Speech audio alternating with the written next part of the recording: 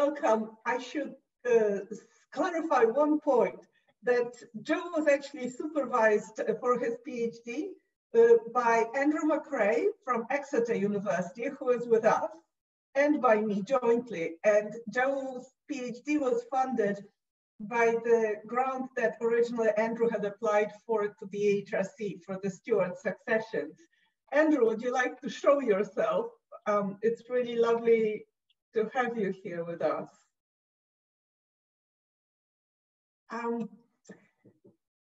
Joe is an alum of Oxford twice over, because he did his undergraduate degree at Mansfield College, and then after a master's at the University of Exeter, returned to Oxford to Jesus for his PhD. And he was absolutely wonderful, magnificent doctoral student, the best one could possibly imagine. And it's an immense honor, pleasure, and delight. I'm just very, very proud of having Joe come back to talk to us about what is his second book, but I should tell you that the third one is in press and will be out early in the new year. So let me just show you, this is the new book. It's absolutely stunning. It is not just looking gorgeous, but also feels gorgeous. There is a sort of relief on the cover.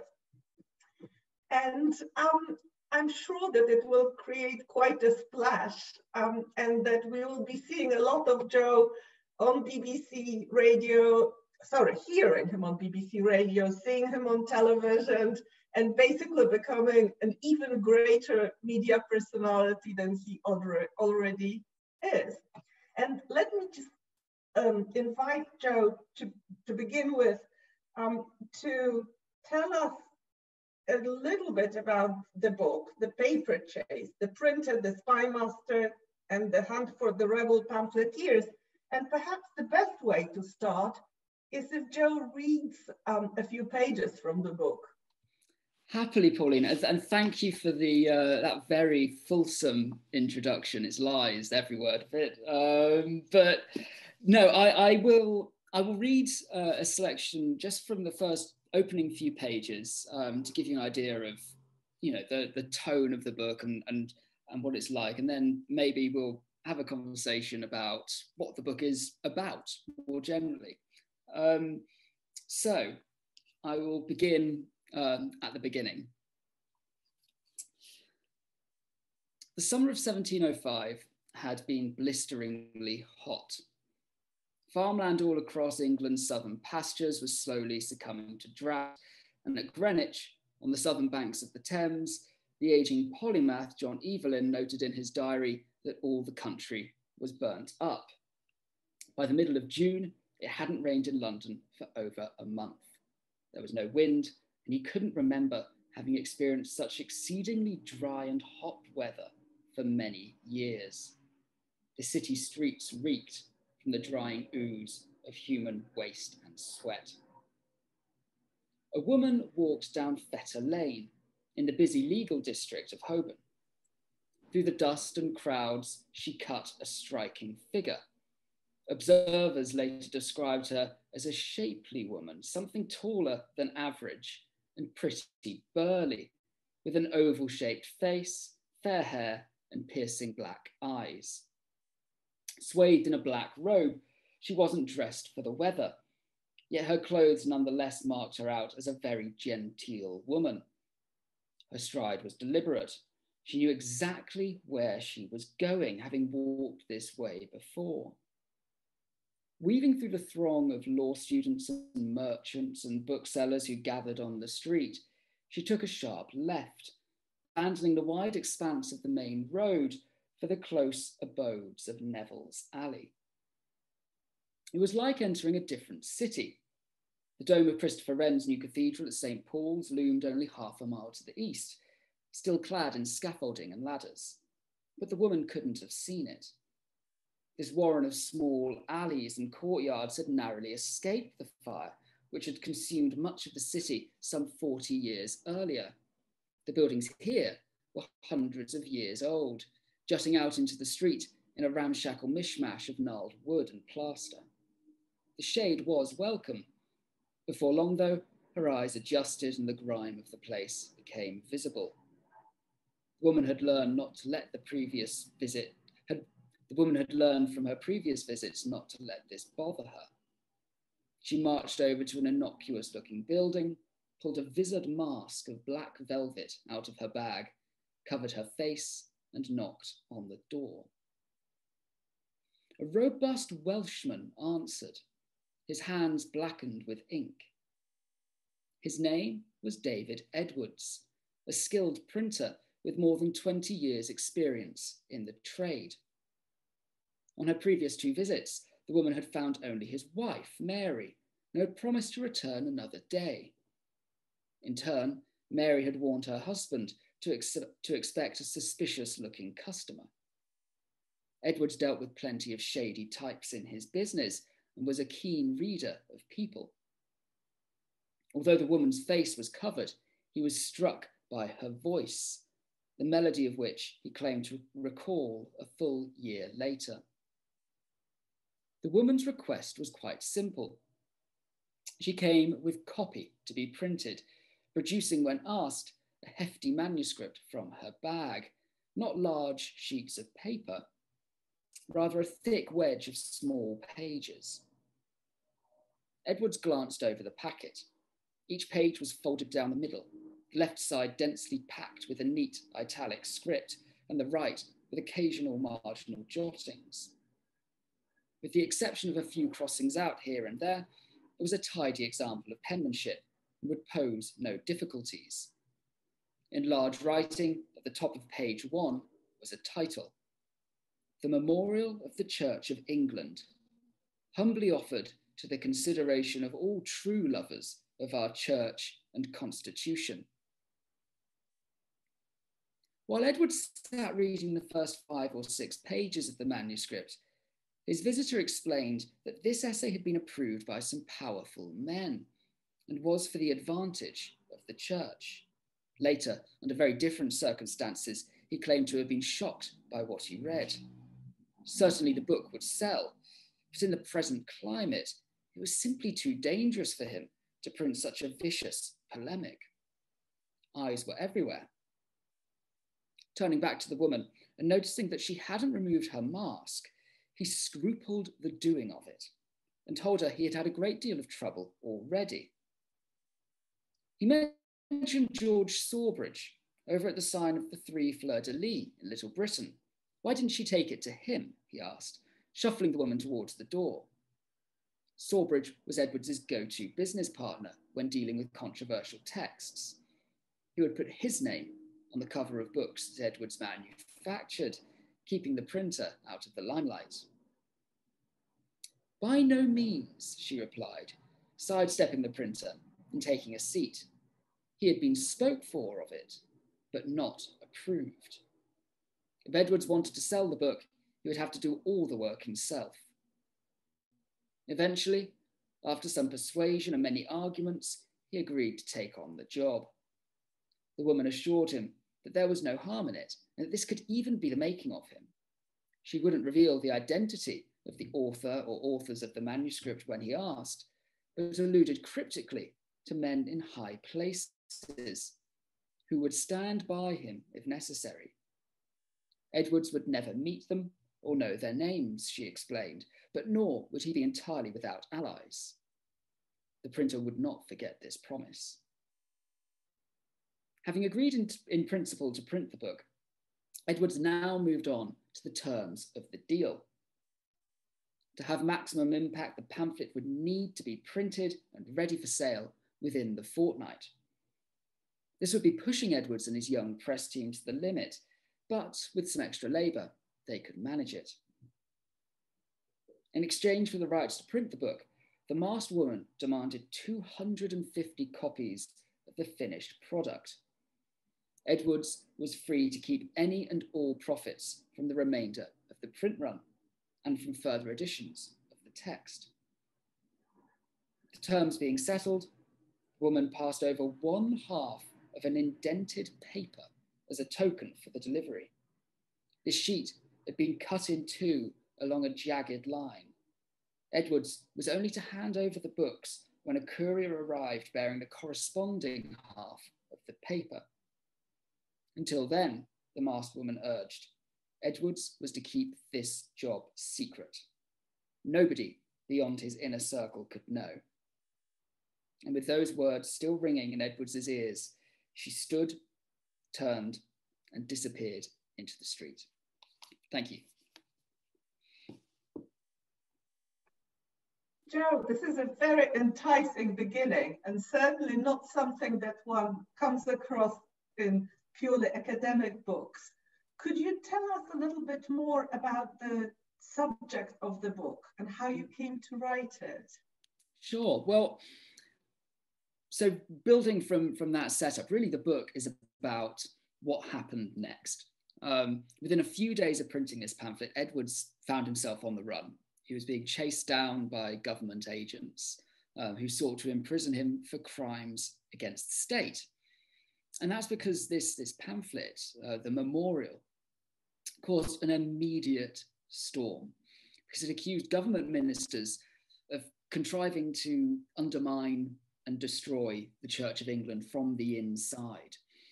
And so the Secretary of State at the time, a moderate figure called Robert Harley, was tasked with finding out who was responsible for this seditious pamphlet. And he was really worried because he suspected this pamphlet wasn't just some one-off wild rant. He thought it might be part of something like a more insidious conspiracy against the government.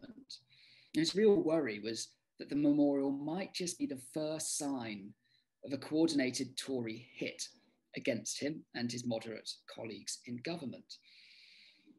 Now, Harley had all kinds of agents on the street, but without the printer, without Edwards, they didn't manage to unearth much. There were lots of rumours about who might be responsible, but no hard evidence. So the book really follows the twists and turns of this investigation. So on the one hand, we follow Harley as he's trying to find out from Whitehall, but we also follow Edwards and follow what he's doing as he's trying to find out who was this masked woman who deposited this manuscript with him in the summer of 1705. And eventually it all converges when Harley, the erstwhile spymaster, ends up being elevated to the position of de facto prime minister. So we've got lots of threads coming together. The way you described the arrival of the masked lady, the lady in the wizard, at Edwards's shop, seems to suggest that you were effectively there. You write as if you had been an eyewitness. So I'm just wondering, what is the archival evidence that enabled you to produce so extraordinary an account? Where did you come across all the evidence, and how did you manage to piece it together? I mean, it was a very long trail. I mean, it was a bit of a sort of paper chase of my own, really. And I suppose, like most of my research, it does all go back to the years that Jesus, when I was studying for my DPhil. And I was in the Bodleian looking at, essentially looking at lots of anonymous pamphlets that are being produced by the underground press in this period. And one of the most intriguing, and actually I've got an image of it. I'll share that with you because it will show you what I've been doing. Can we see that? Oh, can you, is that visible now? Yes. Yes, there we go. Okay, bit of a blip. So this poem, back when I was doing my DPhil, it really intrigued me. It's a cryptic, sort of shifting translation of Virgil's fourth eclogue that seems to imply all sorts of slightly seditious meanings. But I couldn't for the life of me work out who wrote it. I couldn't work out who printed it. But it had these flowers on the cover. And I knew that if I could find out who had used these flowers, then maybe I'd be able to work out who printed it. And so I spent months just digging through pamphlets, trying to find other examples. I found this one here. This is by a poet called William Pittis. Again, it's the same flowers on the cover. And then, after much digging, I found this, the Memorial of the Church of England, the pamphlet that the woman dropped with David Edwards. And there they are on the cover, the flowers. So that's how I really sort of stumbled across this case, was by following these little bits of decorative type until I'd found my man. And once I knew that Edwards was the person that I was chasing, and I knew that Harley was also chasing him for the same case, then I knew, right, Robert Harley and I have got a shared interest here. We're both trying to solve the same puzzle.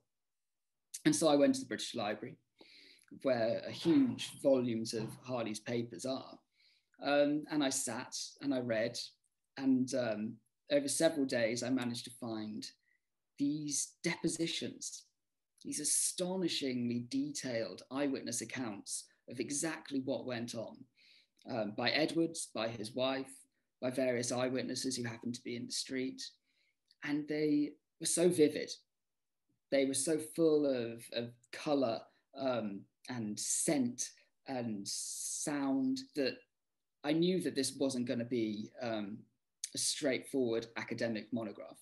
I knew that there was just far too much texture in this particular episode of history. And I knew that, you know, if I was going to write an academic article with all the texture ripped out, that would be losing the point of this material. The real value of it was that it was history with the texture put back in, the kind of thing that normally, as academic historians, we tend not to look at. So one of the things I wanted to do was make sure that the book was completely filled with this kind of anecdotal detail that's captured in the documents.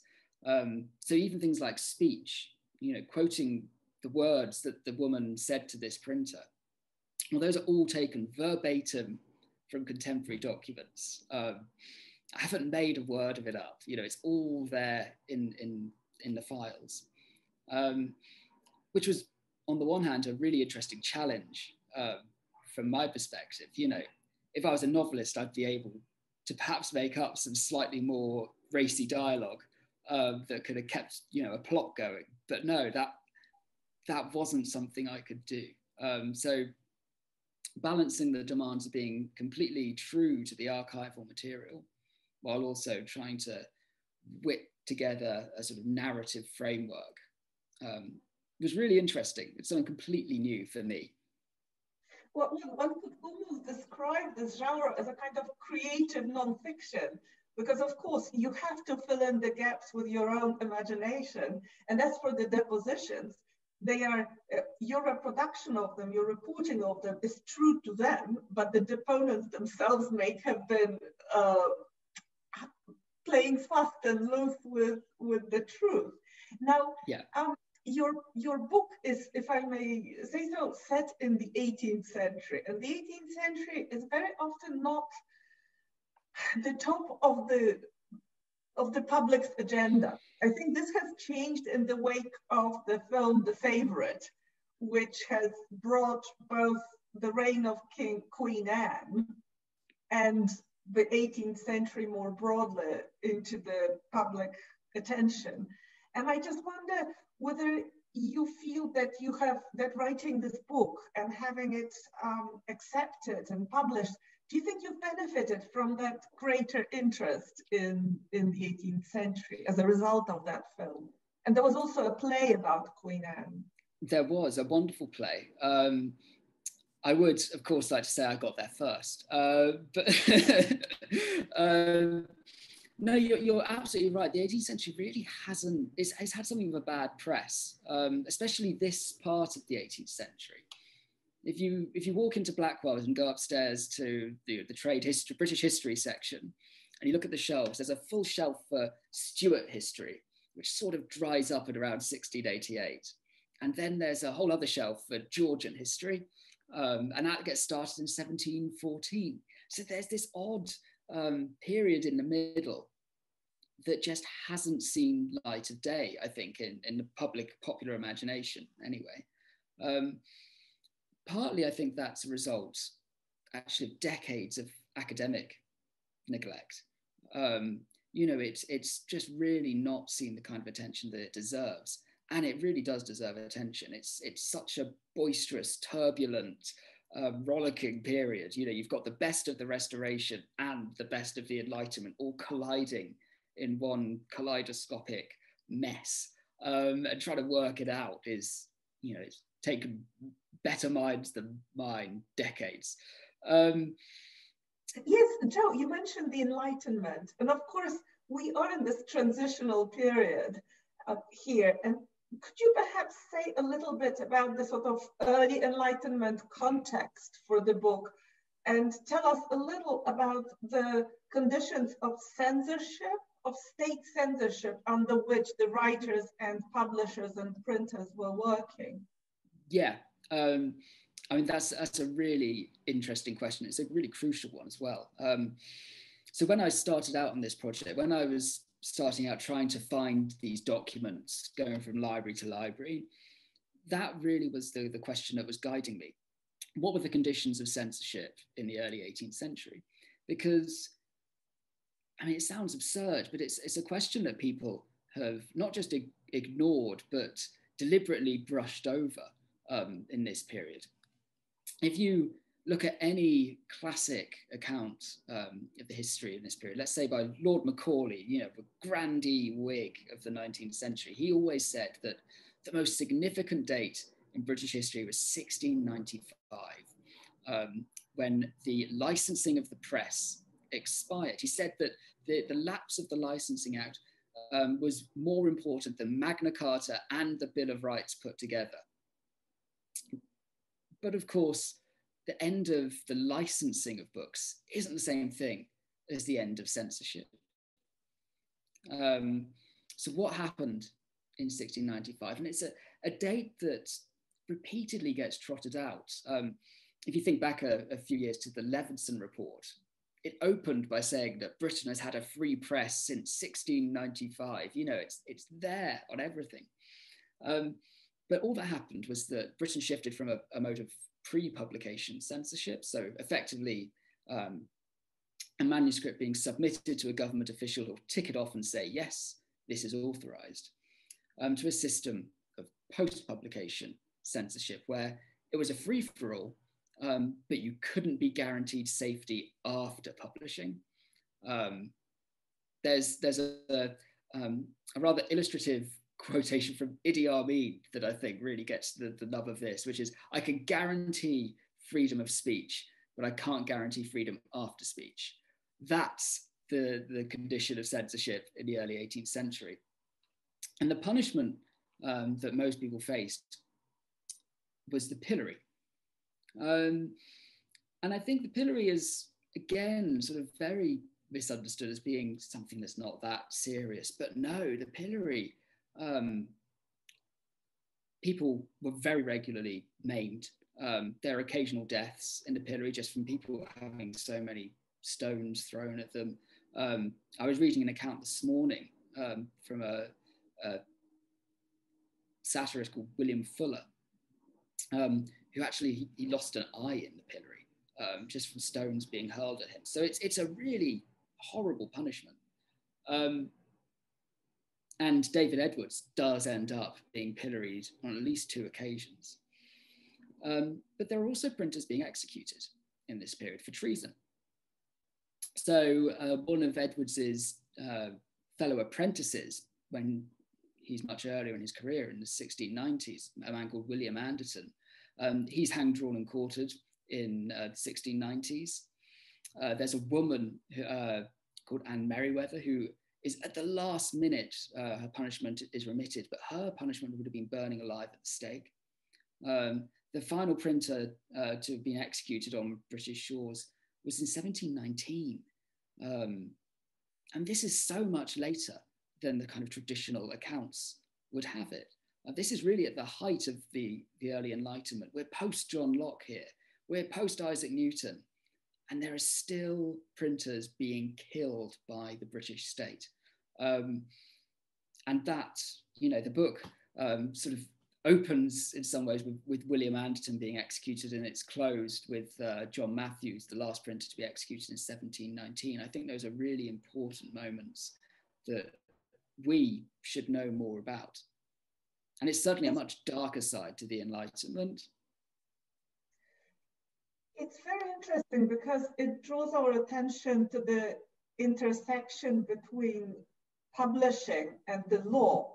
We don't often think about it, and then when we do, we place emphasis on the passage of the so-called First Copyright Act, the Act for the Encouragement of Learning in 1709, which effectively introduces sort of printers or publishers' copyright. And the very name of that act, Act for the Encouragement of Learning, it's the sort of sunny side, whereas what you seem to be recovering is the dark underbelly of both the publishing industry and the broader cultural moment. And I suspect that what many people are wondering or listening to us is, where is the author in all this? Because we've been talking about printers, we've been talking about a government official, later prime minister, but we don't know anything about the author of this pamphlet. Yeah, and indeed, that's really what the whole chase is about, is trying to find out who this author was. And I think part of the idea for the book was really that I didn't know who it was. That was really the task that I was setting myself, is who wrote this damn book? And I'm still not 100% sure. Of course, I mean, in the final, people want to find out more. People want to find out. They will have to get to the last chapters. But actually, this idea, this is something that people are regularly talking about. People are regularly, when they're reading these anonymous books in coffee houses and taverns in the early 18th century, what's the first question on their lips? It's, who wrote it? Who is it who's responsible? And in some ways, what they're doing is the very thing that we're teaching our English students to do. They're doing literary criticism. They're reading through line by line going, I think I know who writes that kind of phrase. I know whose ideas those are. And often they're wildly wrong. They're wildly wrong, but they're wrong in really interesting ways. So I think maybe a whole other side to this topic is that we're sort of seeing the birth of something like literary criticism here, with people conjecturing and really close reading as well, to find out who authors were. There's a kind of attributional side to all this. But of course, what I was just saying about punishment, that held true for authors as well as printers. So in 1706, the year after that incident in the summer, 3 authors are all pilloried, all of whom were printed by this man, David Edwards. And they're all pilloried in a single showed trial. And it's a really extraordinary moment. Harley himself, the great statesman who's investigating this case, his nickname among the satirists is the president of the pillory. He's this kind of feared figure. And I think ultimately he's interested in printers as a route to authors. But once he gets to the authors, he's got a really clever idea that not many people had before him, which was that instead of silencing an author, instead of sending them to the gallows, why not turn them? Why not get them on your side? And why not have them write for the government? And that is what he does most famously with Daniel Defoe, who is, of course, we all know Defoe as the author of Robinson Crusoe, the great novelist of the early 18th century. But in 1703, Defoe is pilloried. Joe, you got muted. Yes, so I'm back. So yes, Defoe's thrown in the pillory. He actually writes a poem to have distributed around him saying, "Go easy on me." And he's locked in Newgate and he's basically left to rot. But who is it who turns up at his cell door? Robert Harley. And he says, "I'm prepared to give you an olive branch. I'm prepared to pay your bail. But from now on, you work for me. And that's Harley's genius. That's the thing that he's so clever at. And in this particular case, why is he after David Edwards? He's not after him to punish him. He's after him to turn him. He's after him because he wants another source on the streets of London. So I think, anyone who's trying to write about the history of literature or the history of printing or the history of books in the early 18th century, who doesn't also want to think about the history of espionage, is ultimately deluding themselves. You've got to get your hands dirty, and you've got to go through the state papers, and you have to look at letters sent by secret agents, and you have to look at codes, and you have to go through all that kind of material, because that's where it really gets interesting. And it's fascinating because this kind of inquiry requires very different skills. On the one hand, you have to be an archival sleuth, but on the other hand, you have to work with books and manuscripts as physical objects. What you were showing when you gave us the images of the title pages with the fleur-de-lis, that was really quite striking and telling. And I suppose you're also calling for broadening of the sort of traditional literary criticism to embrace those other disciplines, so that our understanding of the period, its literature and its making is fuller and denser. Yeah, I think that's really true. I think a lot of my work in this area is, I think, ultimately borne out by being dissatisfied with certain parameters within disciplines. It's always annoyed me when literary scholars aren't prepared, perhaps, to get their hands dirty in archives and comb through page after page of legal depositions or interrogation transcripts or what have you. But on the other hand, I regularly talk to historians who have no clue about how books are made, who have no clue that if you have, let's say, a very famous example would be in 1698, the first collected edition of Milton is published. And it says at the front cover, it says it's published in Amsterdam. And all these historians have always said, Milton's political writings were published in Amsterdam. They're not at all. If you look at the typography, you look at the ornaments, you realize, no, they're printed by John Darby and Bartholomew Close in London. But it's only by paying kind of forensic attention to the typography and the physical books that we know this. And ultimately, those are skills that are taught in certain literature departments. Oxford is one of them. Oxford is really the department that I think has done the most to bring the history of the book from being a rather niche, bibliographical, dusty discipline to being something really cutting edge and exciting. That is an Oxford speciality. And actually, at this point, I can't resist saying that Jesus has the Oxford professor, is the first statutory professor of the geography and modern book history, Dirk van Hulle, who is with us today. So we're extremely proud of being part of that wider movement in Oxford to bring book history, manuscript studies to the forefront of our discipline. Yeah, it really is the place to be if you're interested in the history of the book.